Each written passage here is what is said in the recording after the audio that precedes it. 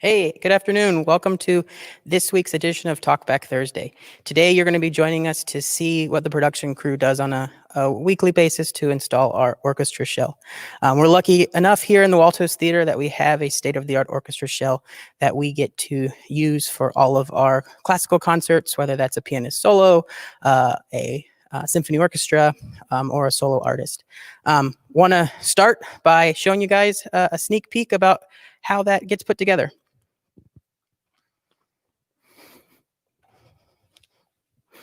So we've got a quick time lapse of us putting the shell together this past week. You're seeing a transition from a theatrical production to the orchestra shell being installed. The first thing you saw was the main drape going out and those the line arrays. So our speaker stacks actually float up into the ceiling to get out of view for the audience. You saw the main drape getting stored, and then you saw all of our theatrical soft goods being gridded out to the grid, which is about 72 feet off the ground to clear all of our orchestra panels. The big brown wooden ceilings just came in. You saw ceiling 1 and 2. We start the process by bringing those ceilings in. They weigh about 3,500 pounds a piece and are stored permanently at the grid. So those come in one at a time. They're stored perpendicular, and they come out and are flattened out and carried out to that ceiling height. Like I said, ceiling 1 and 2 come out, and then we start moving our side panels. Those side panels are 35 feet tall. You can see the size of the person compared to those panels. Those panels move on 3 casters, believe it or not. So 3 people are moving those around. The jack you see the production team using, you put the jack underneath, you crank it up, floats at about a ½ inch, and then you're able to guide that around. They're very tall, very daunting, but we've grown quite comfortable with them. Sequence is everything here. So we've got to get the orchestra shell out in the correct sections. You can see how there's been a lot of thought put into how we store it to make it the most efficient as it comes out. So it's stored in a very particular way and brought out in a very particular way. So we come out with those downstage walls first, build from the downstage edge to our upstage edge. We'll get into it in a little bit, but the ceiling is tilted upstage, so you'll see our upstage side panels have to be stored offstage to be able to put the back wall together, to then bring the ceiling in, and then to deploy that ceiling.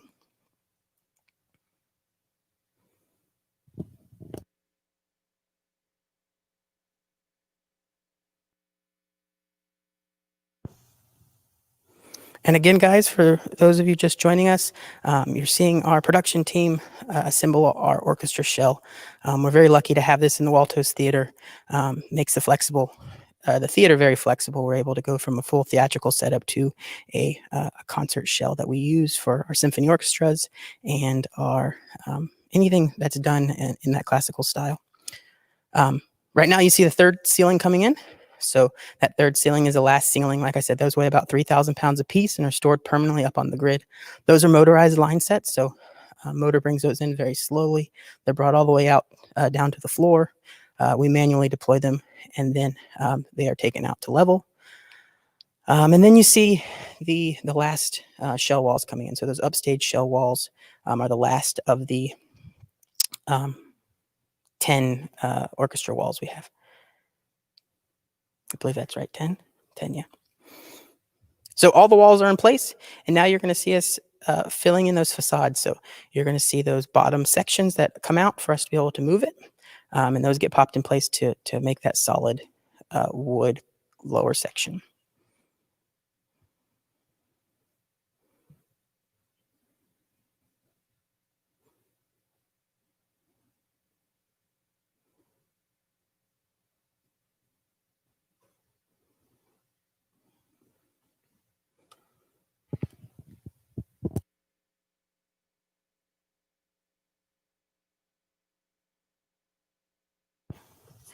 So the bottom facades have been put in, and now we're closing off the doors. So you see those large panels. They're stored in a 3-section piece that opens up to complete that shell. And you saw the lights pop back on. So that's our orchestra shell. Our orchestra shell covers. It's a large stage. can seat about 100 musicians, and we've done a lot in there. So we want to focus on a couple of details of the shell. First off, I want to bring our production manager of audio, Chris Burke, to talk a little bit about the acoustics and the process of putting the shell into the Woltosz Theatre. Hey everyone, my name is Chris Burke. I'm the production manager of audio here. So the shell was a design collaboration between Russ Todd at Acoustics, Wilson and Butler Architects, Theater Projects, and Winger Corporation. Basically, they all came together to design and implement and build this shell for our space. There's a few different aspects of the shell that I kind of want to hit, so that maybe you had questions about or wondering why it is a certain way. And I want to kind of hit those so you can see that. So I'm going to come over here to the wall first off. So this shell is horn-based or horn-shaped. If you think about the back wall back here and the front area up here, it's longer in the front and shorter in the back. So you have that horn shape. So that way, when someone's on here and they play an instrument, it projects all of that sound out into the auditorium, very similar to like a trumpet or a trombone, and how it has a horn that directs that sound out of one end of the instrument. The shell is basically one giant instrument, and it projects that sound out. If you take a look at this actual wood facade here, it's very smooth. And the reason for that is because you want that smooth surface to really reflect a lot of the sound energy around and then out into the audience. So you get a nice blended sound out there. You don't want a rough surface because you don't want it bouncing back that way. You want it to bounce out that direction. And speaking of that, you have, if you look at this, it's actually a curved wall instead of a straight wall. And we're going to bring up a little a diagram that shows you kind of how that works. So if it were a flat wall, like in a normal room, if sound energy hits the wall and bounces off, it just bounces off directly perpendicular to wherever that that sound energy comes from. But if it's a circular surface like this, it actually takes the energy and spreads it out in all directions, which helps that diffuse sound and helps it really sound more like a natural sound. You don't get that kind of flam effect. If you've ever heard that in a square room, you get a more natural decay of the reverb that way. So our ceiling also tilts to also help with that horn shape. And those three pieces are actually tilted at a very slight angle so that when the sound energy goes up, it will also project out into the space. And then we also, our floor is not tilted in any way, it's flat, but it's a white oak floor and it's floating.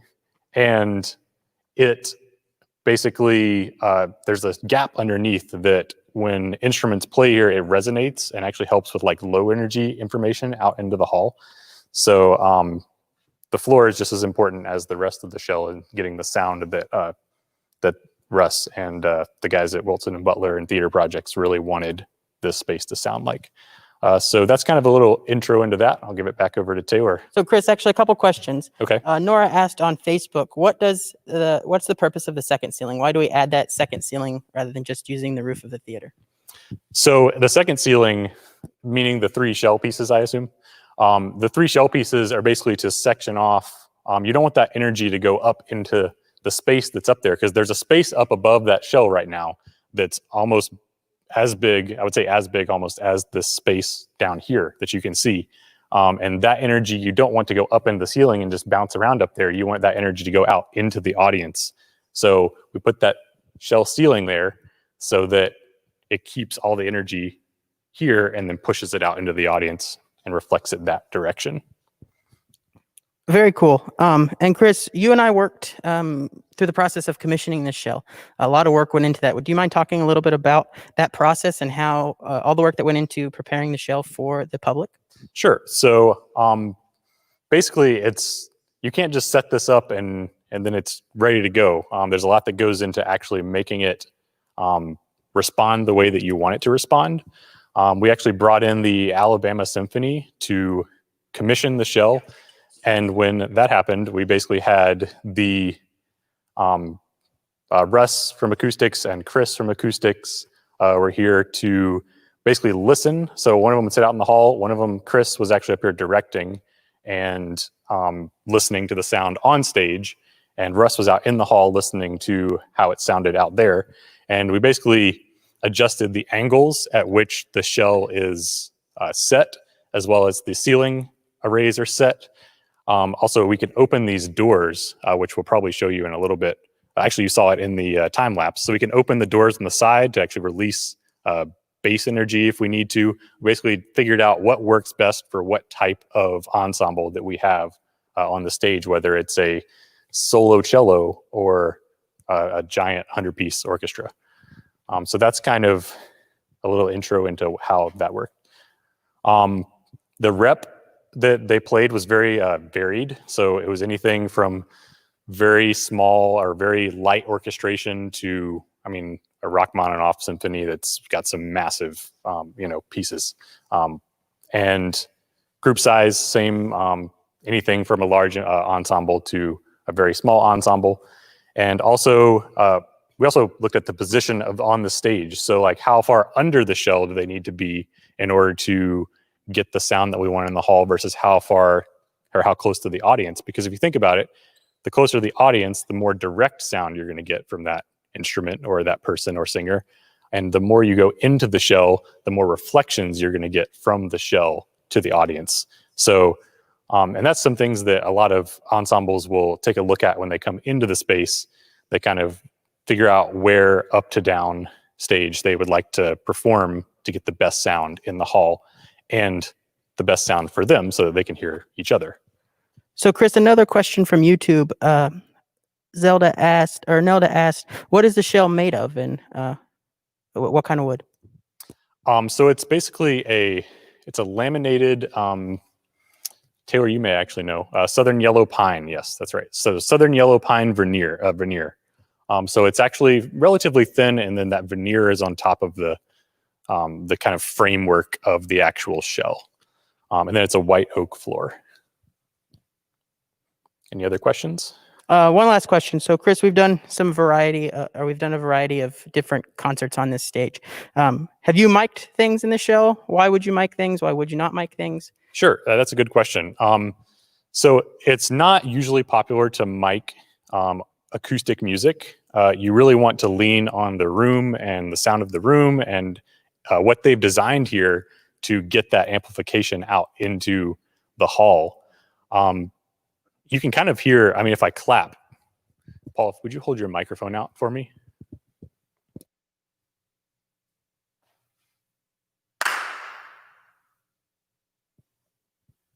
So if you could hear that on the stream, basically there's a decay and a natural sound of this space. And when you add a microphone to that, and then amplify it through speakers or through something, it changes that sound. So we really want to minimize having to amplify anything for something like this. It's popular in like a pops concert or an outdoor concert to mic everything, but in a traditional classical ensemble, it's usually not common to mic anything, especially in a space this size. So if you notice, Renee Fleming, no microphone. The quartet, I can't remember that off the top of my head, but we had a Dover quartet, no microphones. So all of that is basically they're listening to the room and each other's players, and they're matching their sound out into the audience. So no microphones except for talking to the audience. So any other questions? I think that's it. Thanks, Chris. Great. So next up, we want to kind of dig into the lighting aspects of the shell. There's a lot of integrated lighting into the orchestra shell. So I want to turn it over to our production manager of lighting, Paul Anton. Good afternoon, everyone. So my name is Paul Anton, production manager of lighting. And yes, we want to actually take a moment and talk about lighting of the orchestra shell. As Chris has already mentioned, there was actually a very large collaborative team that worked on designing this with the main purpose being acoustics. Strangely enough, lighting actually has a lot to play with that. As you saw in the time lapse, and as you've seen as Chris has shown, the second ceiling of the shell actually blocks the majority of our lighting positions that we'd use for a regular production. So we have to integrate lighting into the shell so that we can actually have light on stage.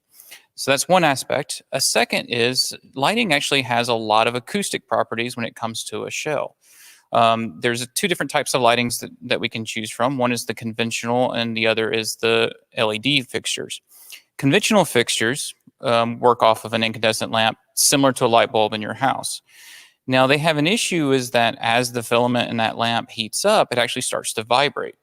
Now when you have 1 or 2 light bulbs in your house, that's not a big deal. You don't actually ever notice it. But when we're talking of the 70 fixtures that we have in our shell, that little bit of vibration can actually start to add up. And those harmonics, especially when we're talking about this massive structure built to reflect sound, can actually become very prominent. So LED fixtures have actually helped us greatly with getting around that. LEDs don't have a filament. They don't have that heat, that vibration to deal with. So LEDs actually really help eliminate all those sounds.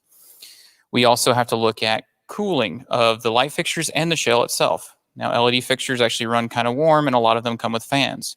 But as in the design of the process of this shell, we had to decide on light fixtures that have no fans, so we don't add that extra feature of the sound. So they are actually convection cooled via heat sinks.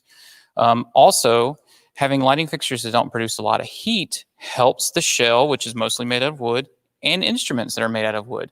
Not having that extra heat added into the environment keeps the instruments nice and cool and at that ambient temperature that musicians prefer them to be at. So with all those design features in place, our design team looked at a lot of different fixtures, and we were actually very lucky during the design process. One of the design teams, Winger Corp, was actually in the process of producing and developing a new LED fixture specifically for orchestra shells, the Winger Lido fixture. It was a white light LED fixture. And it actually had double the output of all the other fixtures that we were looking at. So it was actually a great benefit because one, it's one of the companies part of the design process, and two, double the output, which means we could cut down the amount of lights that we were looking at initially. Well, what that gave us was the ability to then add a second type of fixture to the shell, which gave us color control. Most shells are just a standard white light so that you can really light up the shell. But by getting that double output fixture, we opened up a lot of spots in the shell to add in a color changing fixture. So now we can not only just present a beautiful looking shell, we can actually change its light, change its color, and really bring a theatrical aspect to it. And actually, if we can actually step and do a split screen showing the full stage, we can look at what that is. So as you see here, we're in our standard white light look, kind of typical of a basic orchestra. But as I bounce through, you can see that by adding that secondary fixture with the color changing, now we can really change the shell. So you can see it here now, it's in its blue, transition into its green, and then finally it's red. And you can see how that wood of that shell really takes these colors, specifically the red, because of that finish on the shell really amplifies the reds. The other benefit to our lighting choices was that I have individual control of every fixture in the shell, and there's over 70 of them in this shell. So I can actually isolate down, as you see here, and only light up one small area of the stage. So if we're doing a quartet or a soloist and we want the full shell for its ambient sound and acoustics, but we want to isolate down and really accentuate the musician, we can do that. And you can see here an example of a look that we did, for a group like Woltosz 8, which was here doing music, Christmas music. So we were able to isolate for them and add the ambient blue to really help amplify that mood of Christmas. And then this is just, another example of having all that massive control and the different colors, is that we can really bring a theatrical aspect to the shell. You'll see here, this is just a programming of a chase they did that shows the control and the fact that we do have over 70 fixtures in this shell, and we can really highlight, almost pinpoint any place inside this to really accentuate a specific musician or aspect as we do different performances. And then finally, a little bit of fun, showing that, with our color fixtures, we can really actually go kind of crazy in here. Not typical of many orchestras or symphonies that we would have, but it is something that we have the ability to do. Should we get something kind of crazy and we want to really accentuate that control, that theatrical aspect of the shell, we can actually do that.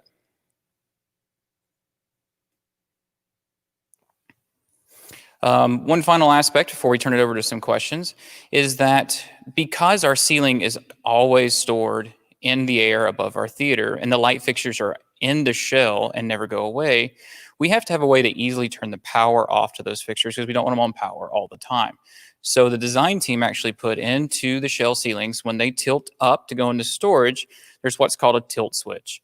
When that shell goes into its tilt position to go to storage, that switch actually has a float in it that actually flips a switch and kills all power to the light. And then when we bring it in and deploy for the use of the shell, that switch releases and allows the power to flow back to the lights. This is kind of a holdover from older orchestra shells that had the conventional lights with the heat so that you don't accidentally turn those lights on and the heat sits there, cooks the back of the shell. But it's also a great thing for us as we are very conscious of our power usage and everything else. We want to make sure the power is not flowing to those lights when we're not using them. Now we'll turn it over to some questions. Yeah, so Paul, it's really incredible, the versatility of the shell. So I've noticed at all the performances at the Gouge Center, the musicians don't use stand lights. Can you talk us through why that is and how we're able to accomplish that in a different way? Absolutely. So we had an amazing design team, and their choices of how many lights we put in, the type of lights, and where we put the lights gave us enough punch, enough light, so that when we have upwards of 100 musicians on stage, every single person can clearly see their music on their music stands. That eliminates the need of music stand lights, which for us as lighting professionals means that we don't have to run a bunch of extension cords to it, which is great for us. So it just helps eliminate that aspect of it, and also it's just a cleaner look, and the musicians are free to move around and really adjust their sitting without having to worry about the cabling for a music stand light or anything like that. Any other questions? Paul, I see you've just done all that with an iPad in your hand. Can you talk to us about how you control the lights? Absolutely. So here at the Gouge, we have a state-of-the-art lighting control system. I'm using the same system to control the shell as I would any other performance here in the Gouge. This is an ETC, Electronic Theater Controls system. I have a lighting console that connects and talks to a network that controls all the lighting fixtures. And the great benefit of that is it actually connects to a wireless network, so that I can control it with my iPad, cell phone, anything with a basic app on it, which means that I can actually stand on stage and control the lights and make adjustments on the fly, which is really great. Makes my job a lot easier and helps me be a lot more efficient. Thanks so much, Paul. It's really cool about the lighting. Absolutely. Back to you. So again, thanks for joining us. We hope you really enjoyed getting to see our one-of-a-kind orchestra shell in use. We're taking a break from Talkback Thursdays next week, and we'll be back Thursday, July 9th. In the meantime, we hope you have a wonderful and safe Independence Day. Don't forget, our season, series, and creator and subscription packages are on sale now. You can visit our website or contact the box office for more information. Thanks for tuning in. We'll see you July 9th. Just in case you missed the time lapse of our orchestra show going up, here is it one more time.